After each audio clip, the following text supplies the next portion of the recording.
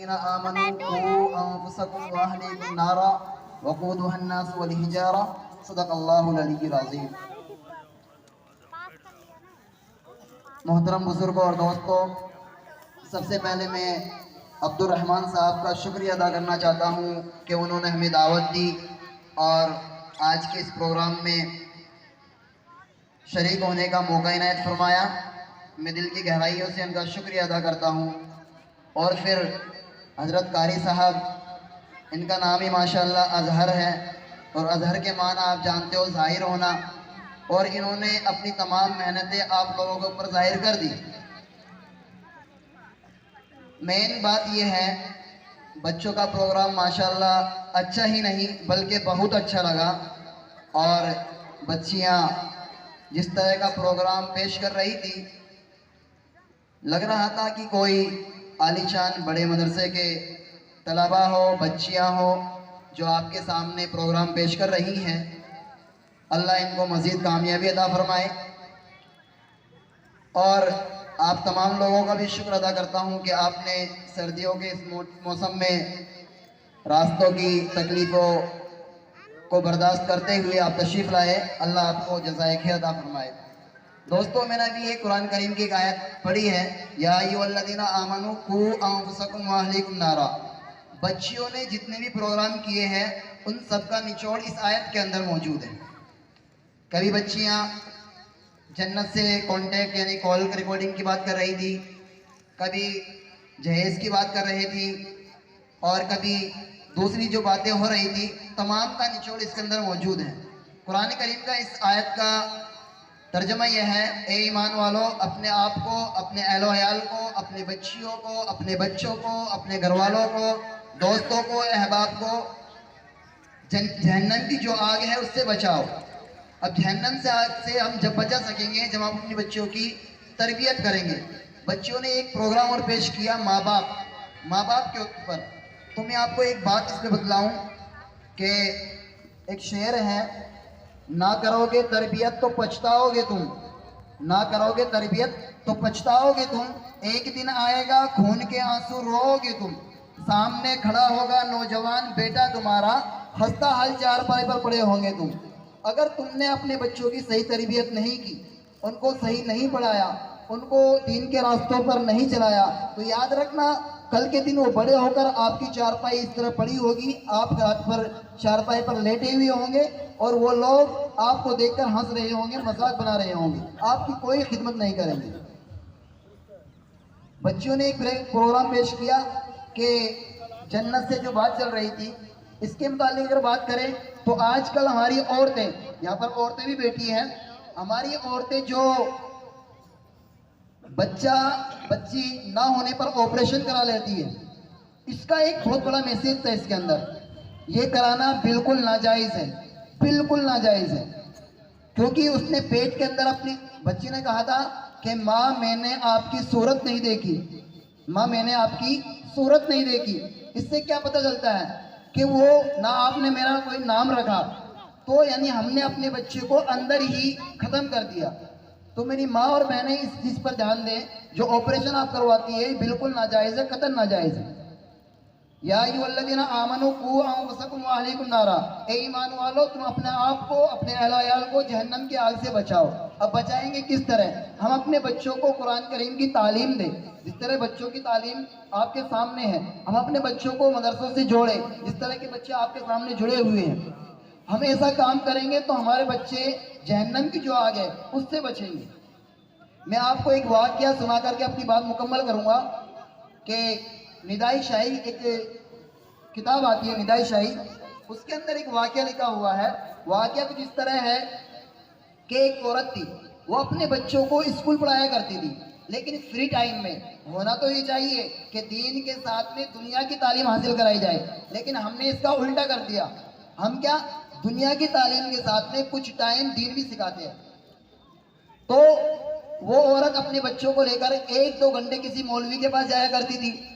اب جب مولوی کے پاس وہ جاتی تو روزانہ بچوں کو لے کے جاتی، لاتی۔ ایک دن راستے میں سے بچے اچانک سے غائب ہو جاتے ہیں، گم جاتے ہیں۔ وہ عورت بڑی پریشان ہوتی ہے، ادھر ادھر گھوم کے اس کو ڈھونڈتی ہے۔ پھر وہ مولوی صاحب کے پاس جاتی ہے تو تو ندائی شاہی نے جو واقعہ لکھا ہے وہ کہتے ہیں کہ میرے پاس میں آ کر کے وہ عورت روتی ہے، اور زاروں قطار روتی ہے، بہت زیادہ روتی ہے۔ پھر میں نے ان سے سوال پوچھا بھائی آپ روتی کیوں ہو، کیا معاملہ ہے؟ تو انہوں نے کہا کہ ابھی راستے میں آ رہی تھی تو میرے بچے اچانک سے گم ہو جاتے ہیں، لاپتہ ہو جاتے ہیں۔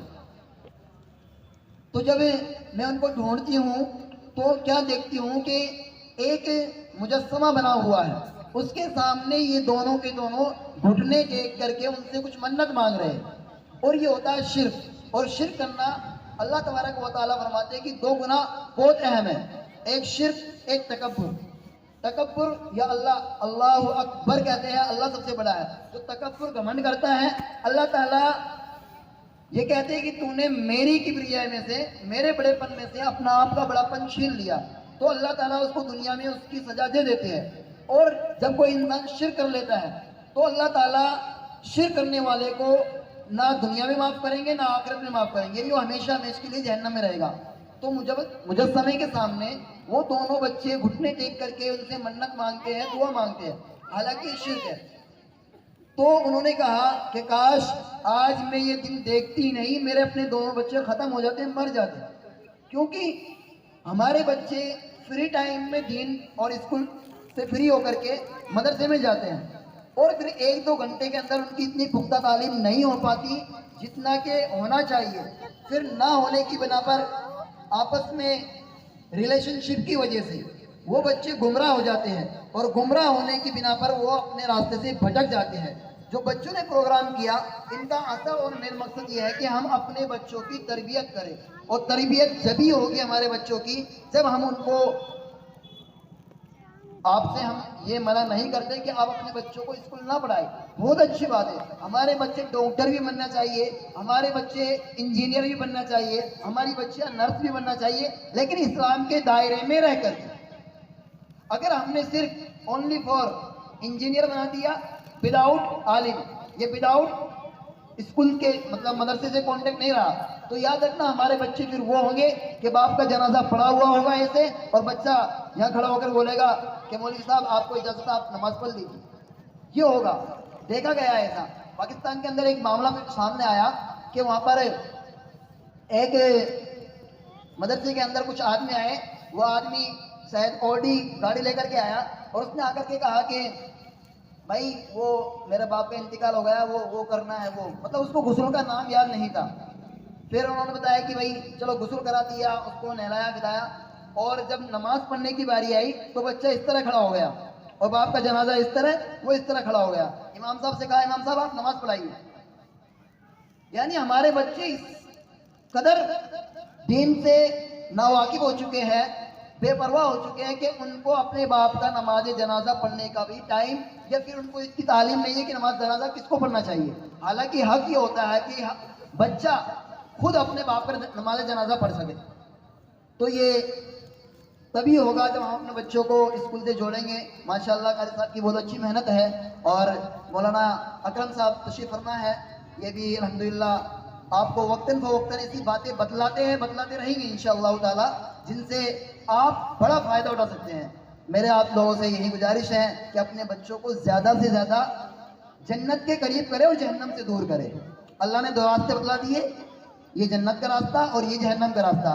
جو اچھے عمل کرے گا جنت، جو بیکار عمل کرے گا جہنم۔ اب ہماری چوائس ہے، ہمارا اوپر ہے یہ کہ ہم اپنے بچے کو کہاں پر پہنچائے۔ تو آپ اسکول کے ساتھ ساتھ اسکول پڑھانا اس دور کے اندر لازمی اور ضروری ہے۔ میں آپ کو ایک بات بتلا کر اپنی بات پوری کروں۔ دیکھو، ہم سب سے پہلے مومن ہیں، تو پھر ہمارے لیے ضروری ہے کہ ہم سب سے پہلے اول نمبر پر عربی سیکھیں۔ دوسرے نمبر پر ہم عربی کو سمجھنے کے لیے اردو کی ضرورت پڑتی ہے، تو ہم اپنے بچوں کو اردو پہ دھیان دیں اور دوسرے نمبر پر اردو سکھلائیں۔ تیسرے نمبر پر ہم ہندوستانی ہیں، ہمارا ملک ہندوستان ہے، تو ہمیں چاہیے کہ ہم اپنے بچوں کو ہندی سکھائیں، تاکہ یہاں کی جو عام بھاشا ہے وہ ہندی ہے۔ چوتھے نمبر پر آتا ہے انٹرنیشنل، اور اس میں ضرورت پڑتی ہے ہمارے بچوں کو انگلش کی، تو ہمیں اپنے بچوں کو انگلش ہی سکھانا چاہیے۔ لیکن first Arabic, 2 second Urdu, third Hindi, اس کے بعد میں آ کر کے پھر ہمیں اپنے بچوں کو انگلش سکھانا چاہیے۔ لیکن ہمارا مائنڈ کیا کام کر رہا ہے ابھی؟ اونلی فار سب سے پہلے بچے کو انگلش میڈیم میں ڈالتے ہیں تاکہ ہمارے بچے انگلش سے مستفید ہو. یاد رکھنا اگر ہمارے بچے لاکھ انگلش سیکھ لیں لیکن اگر دین سے دور رہے تو پھر